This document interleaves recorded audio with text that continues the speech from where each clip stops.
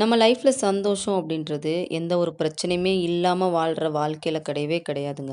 எவ்வளோ பிரச்சனை வந்தாலும், அந்த பிரச்சனைய சமாளிச்சு அதுலேருந்து மீண்டு வரோம் பாருங்க. அதில தான் இருக்குது. ஒரு விஷயத்த புரிஞ்சுக்கோங்க. இந்த வாழ்க்கையில நடக்கக்கூடிய எல்லா விஷயங்களுமே தற்காலிகமானது தான். இதில நீங்க கவலைப்படுறதுனாலயோ, இல்ல அடுத்தவங்கள குறை சொல்றதுனாலயோ இங்க எதுவுமே மாறப்போறது கிடையாது. பிரச்சனை அப்படின்னு ஒண்ணு வந்துச்சுன்னா, கண்டிப்பா அதுக்கான தீர்வு அப்படின்றதும் இருக்கத்தான் செய்யும். அதனால கொஞ்சம் தன்னம்பிக்கையும், துணிச்சலையும் வளர்த்துக்கோங்க. எதையும் தாங்கக்கூடிய இதயமா மாறுங்க.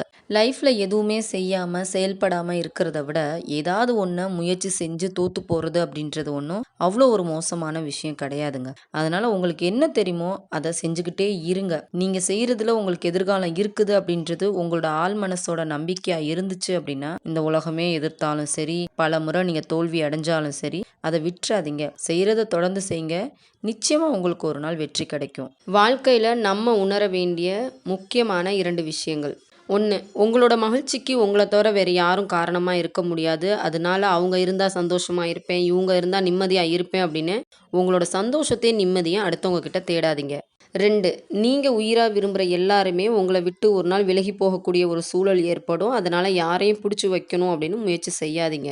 ஏதோ ஒரு காரணத்தினால ஒரு நபர் மேல உங்களுக்கு கோவமோ, வெறுப்போ இருந்துச்சு அப்படின்னா, என்ன ஏதுன்னு சட்டுன்னு பேசி தெளிவுபடுத்திக்கோங்க. அப்படி இல்லாம உங்க மனசுக்குள்ளேயே வச்சுக்கிட்டு, ஒருவேளை இப்படி இருக்குமோ, இல்ல அப்படி இருக்குமோ, அவங்க சொன்னது சரிதானோன்னு போட்டு உங்கள நீங்களே குழப்பிக்காதீங்க. நம்மகிட்ட ஒரு விஷயத்தையோ, இல்ல ஒரு பொறுப்பையோ ஒருத்தர் ஒப்படைக்கிறாங்க அப்படின்னும்போது, நம்மளால செய்ய முடிஞ்சா அத செய்றேன்னு சொல்லி ஏத்துக்கணும். இல்ல செய்ய முடியல அப்படின்னும்போது, முடியாது அப்படின்றத பணிவோட சொல்லி, அந்த விஷயத்த நம்ம அப்பயே முடிச்சிரணும். ஆனா, செஞ்சு முடிக்கிறேன் அப்படின்னு பொறுப்பையும் ஏத்துக்கிட்டு, செஞ்சும் முடிக்காமலோ, இல்ல லேட்டா செய்ற மாரியான விஷயங்கள்லயோ நம்ம ஈடுபட்டோம் அப்படின்னா, இதுவே நம்மளோட வாழ்க்கையில முன்னேற்றத்த தடுக்கக்கூடிய ஒரு முக்கியமான காரணமா அமைஞ்சிரும். அதனால இந்த மாரி பழக்கம் நம்மகிட்ட இருந்துச்சுன்னா, அத மாத்திக்கிறது நல்லது.